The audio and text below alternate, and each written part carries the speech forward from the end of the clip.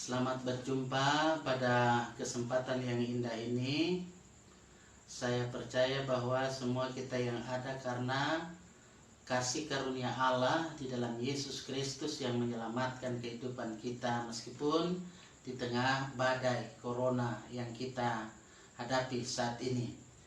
Saudara-saudara yang saya kasih dalam kasih Tuhan, pada kesempatan yang indah ini saya menyampaikan kabar baik, kabar sukacita buat kita.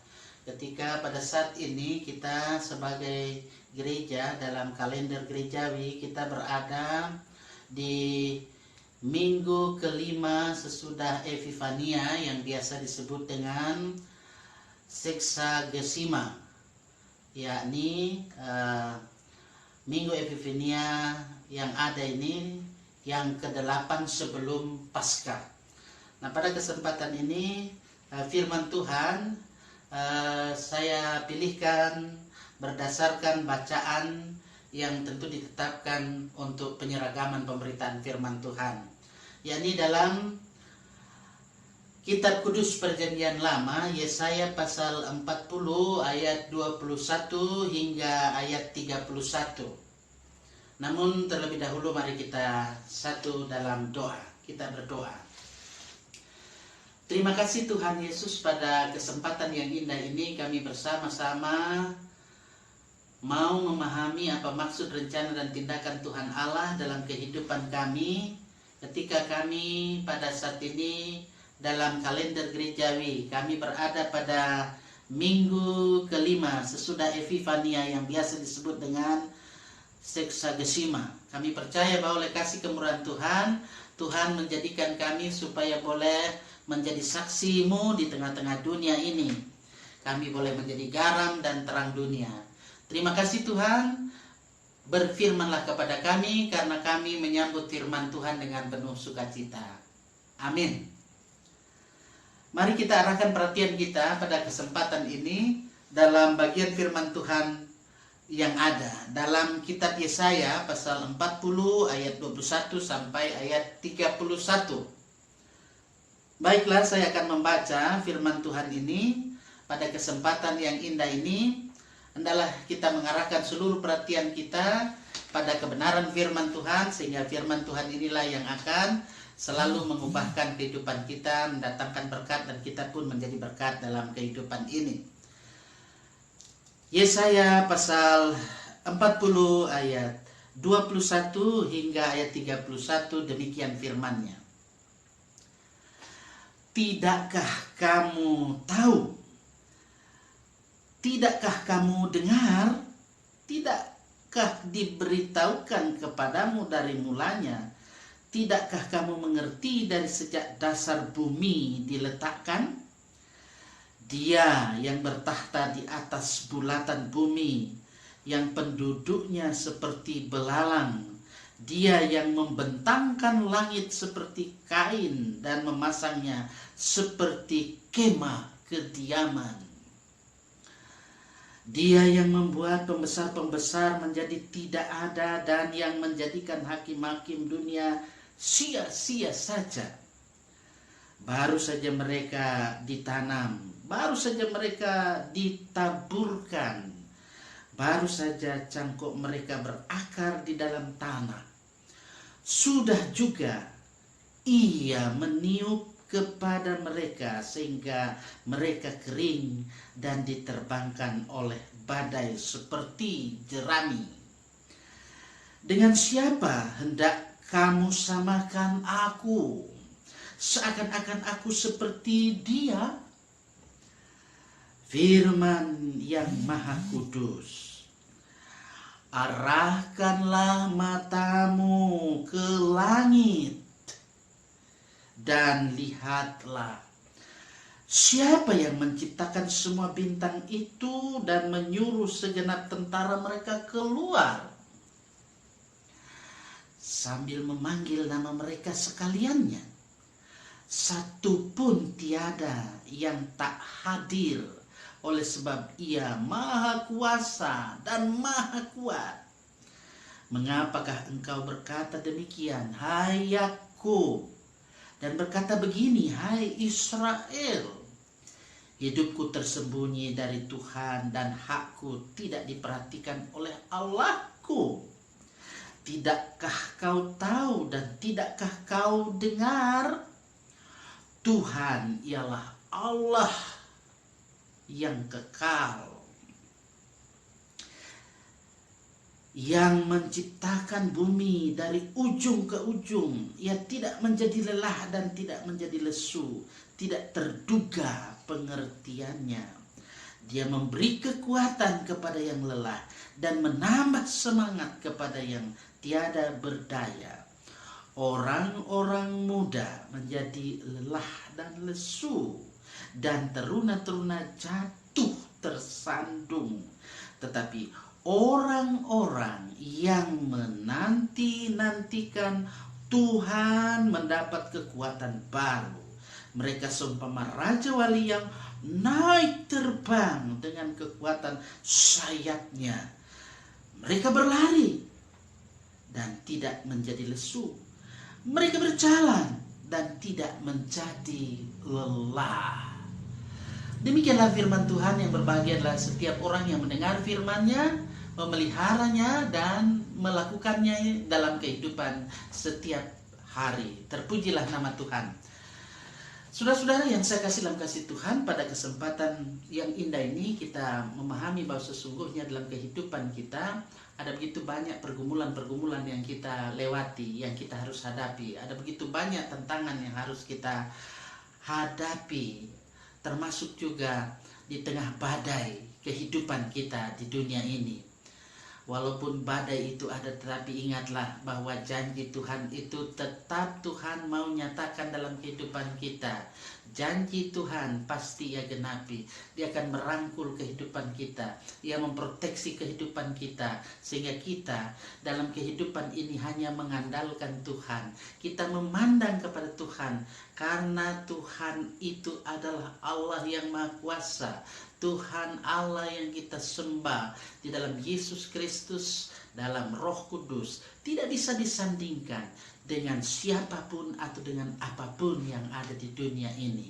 Nah, oleh karena itu Bapak Ibu Saudara-saudara yang saya kasih dalam kasih Tuhan, dalam bagian firman Tuhan di minggu kelima sesudah Epifania, minggu yang biasa disebut dengan Seksagesima ini, saya mengajak kita untuk memperhatikan bagian perikop yang kita telah baca tadi, yakni dalam Yesaya 40 ayat 21 sampai ayat 31.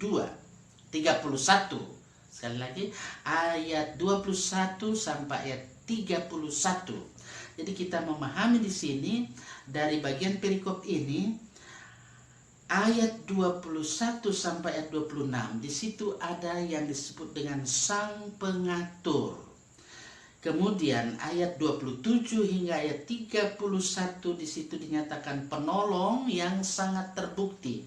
Oleh karena itu Bapak Ibu Saudara yang saya kasih dalam kasih Tuhan, mari kita perhatikan di bagian pertama. Kalau kita melihat bagian pertama di sini, kita memperhatikan ada tamsil-tamsil yang terus dimunculkan di sini ketika Nabi Yesaya menyampaikan firman Tuhan ini.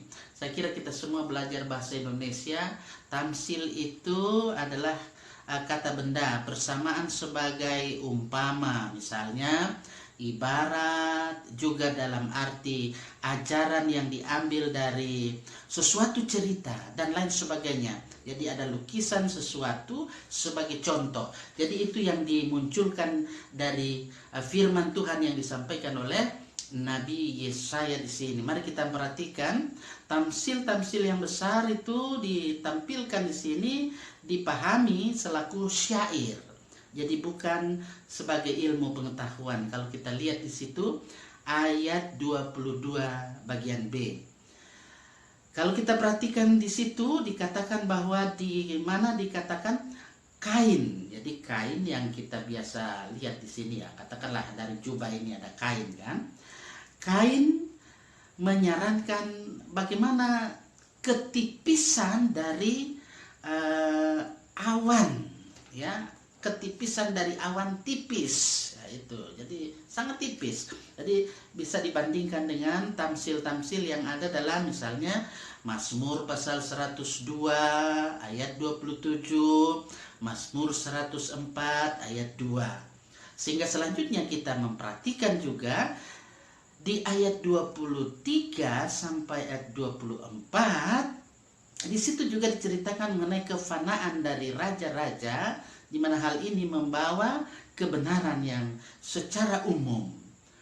Selanjutnya saudara-saudara, ketika kita memperhatikan di ayat berikutnya, mari kita melihat dengan bagian yang ada di ayat 26.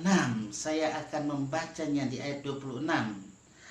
Arahkanlah matamu ke langit dan lihatlah siapa yang menciptakan semua bintang itu dan menyuruh segenap tentara mereka keluar sambil memanggil nama mereka sekaliannya. Satu pun tiada yang tak hadir oleh sebab ia maha kuasa dan maha kuat. Jadi ini menarik, satu pelajaran yang benar dari peredaran yang agung, ya, dari bintang-bintang, kecermatan. Jadi bukan ketidakhadiran dari pengawasan Allah. Pikiran ini kemudian kalau kita lihat di bagian yang ada ini, di bagian selanjutnya itu dipercakapkan terus sehingga memberi pemahaman buat kita. Mari kita perhatikan di ayat 40, di pasal 40 ayat 27 sampai 31. Di situ ada penolong yang sangat terbukti. Ya, memang biasanya kalau kita melihat di sini penolong yang sangat terbukti, orang biasa ada yang memberikan konklusi yang keliru, yang salah, ditarik dari keadikodratan Allah. Yang kita lihat di situ adalah bahwa ia terlalu agung untuk mempedulikan kita. Itu konklusi atau kesimpulan yang salah biasa muncul. Tapi kita perhatikan di situ yang benar di ayat 28. Mari kita membaca dan kita perhatikan. Tidakkah kau tahu dan tidakkah kau dengar, Tuhan ialah Allah kekal, yang menciptakan bumi dari ujung ke ujung, dan ia tidak menjadi lelah dan tidak menjadi lesu, tidak terduga pengertiannya. Saudara-saudara yang saya kasih dalam kasih Tuhan, yang benar adalah bahwa Allah adalah terlalu agung untuk gagal. Artinya tidak boleh hasil ciptaannya mengatasi Allah. Karena Allah adalah Allah yang bijaksana, yang melampaui segala pemikiran. Itu kalau kita lihat di ayat 28 bagian D-nya. Tidak terduga pengertiannya. Jadi tidak terduga pengertiannya ketika kita mau mengerti tentang siapa Allah itu yang sesungguhnya. Siapa Allah Trinitas atau Tritunggal itu. Kita secara logika, secara akal, ya bisa saja memberi perumpamaan-perumpamaan, penjelasan-penjelasan, tapi itu pun tidak memuaskan. Karena apa? Kita tidak sanggup memahami sepenuhnya tentang Allah. Karena dia adalah Sang Khalik, kita ini adalah hanya ciptaan, hanya makhluk. Sehingga dikatakan bahwa ketika kita tidak sanggup memahami Allah yang luar biasa itu, Allah yang sudah datang ke dunia ini, menjelma menjadi manusia di dalam pengutusan kuat kuasa Roh Kudusnya, kita tidak sanggup menjelaskan sedetail-detailnya. Disitulah kita melihat kemahakuasaan Allah yang luar biasa, karena kita hanya ciptaan. Nah, oleh karena itu saudara-saudara yang saya kasih dalam kasih Tuhan, tak boleh hasil ciptaannya mengatasi dia. Dia adalah yang bijaksana, yang melampaui segala pemikiran kita. Akal kita tidak sanggup untuk menjangkau tentang Allah itu sendiri. Karena itu saudara-saudara, mari kita lihat di ayat 29 sampai 31. Di situ membuat satu peralihan yang besar dari kekuasaan yang dipakai menjadi kekuasaan yang diberikan untuk dialami melalui iman. Itu diungkapkan dalam menanti-nantikan Tuhan. Mari kita lihat di ayat 31. Kita perhatikan di situ, tetapi orang-orang yang menanti-nantikan Tuhan mendapat kekuatan baru. Mereka seumpama raja wali yang naik terbang dengan kekuatan sayapnya. Mereka berlari dan tidak menjadi lesu. Mereka berjalan dan tidak menjadi lelah. Saudara-saudara yang saya kasih dalam kasih Tuhan, dari bagian firman Tuhan ini satu peringatan terakhir akan kelemahan manusiawi. Di ayat 30 yang di sini mau melihat ke masa depan. Pandangan seperti ini mau memberikan tempat bagi kepercayaan dan hal-hal yang melampaui sumber alamiah. Mendapat kekuatan baru. Kalau dikatakan di ayat 31 itu secara harfiah berarti mengubah, ya, bagaimana mengubah dalam tanda kutip sini, mengubah kekuatan sebagaimana seseorang dapat mengganti pakaian untuk pakaian yang baru atau menukar yang lama dengan yang baru. Nah, ini merupakan hal yang dapat dikatakan penting, bahwa ketiga kiasan terakhir itu berbicara tentang mengatasi ketidakmungkinan alamiah. Dan tentu dua kelemahan-kelemahan alamiah berakhir dengan catatan tentang perkembangan yang terus menerus. Oleh karena itu, saudara-saudara yang saya kasih dalam kasih Tuhan, dikatakan di sini bahwa dalam kehidupan ini orang-orang yang menanti-nantikan Tuhan akan diberikan kekuatan yang baru. Ketika dalam kehidupan ini ada kelemahan-kelemahan yang kita hadapi dalam hidup ini, tapi itu digantikan dengan satu kekuatan yang baru, betul-betul baru, sehingga dalam kehidupan ini diberikan juga tamsil ada dalamnya. Kita ketika menghadapi badai, ya, bagai burung raja wali. Jadi kalau burung raja wali itu, Bapak Ibu Saudara, kita kenal itu bahwa burung raja wali itu dia tidak takut menghadapi badai. Walaupun badai sekencang apapun, angin sekencang bagaimanapun, burung raja wali itu dia naik terbang tinggi dan dia sanggup mengatasi itu. Dia berjalan, dia berlari ketika dia turun ke bumi ini. Dia tidak pernah lelah, dia tidak pernah lesu. Nah, itulah hal yang tentu menjadi bagian dalam kehidupan kita sebagai orang-orang yang senantiasa hidup dalam janjinya, bahwa janji Tuhan itu dinyatakan kepada setiap orang yang menanti-nantikan Tuhan akan diberikan kekuatan yang baru di tengah-tengah mengalami berbagai problematika kehidupan ini, di tengah-tengah tantangan hidup yang ada, baik itu tantangan pekerjaan yang dilakukan di kantor, di tempat kerja sesuai job kerja, generasi milenial yang ada, ketika di tengah-tengah situasi yang ada ini, badai COVID-19, tentu semua dilakukan oleh pelajar, oleh siswa, mahasiswa yang ada, semuanya dilakukan secara daring. Itu berarti online. Semua tugas, tanggung jawab, kegiatan-kegiatan yang ada dilakukan dengan terus mengikuti protokol kesehatan secara ketat, supaya dalam kehidupan kita terus bisa sehat walafiat. Nah, oleh karena itu, mari kita senantiasa andalkan Tuhan. Tuhan satu-satunya yang memproteksi kehidupan kita, sehingga dalam kehidupan ini, walaupun zona merah yang kita hadapi di beberapa kota yang ada, hampir semua kota, kabupaten yang ada di provinsi, semuanya sepertinya sudah kena zona merah. Oleh karena itu, kita ikuti semua himbauan pemerintah yang ada. Kita ikuti protokol kesehatan dengan baik, dengan disiplin, supaya dalam hidup kita, kita senantiasa boleh menerima hikmat yang dari Tuhan. Kita tetap beriman dengan imun yang Tuhan berikan. Kita dimampukan mengatasi badai ini. Kita memutus rantai penularan COVID-19 di dalam dan bersama Tuhan. Pasti bisa. Amin. Terpujilah namanya.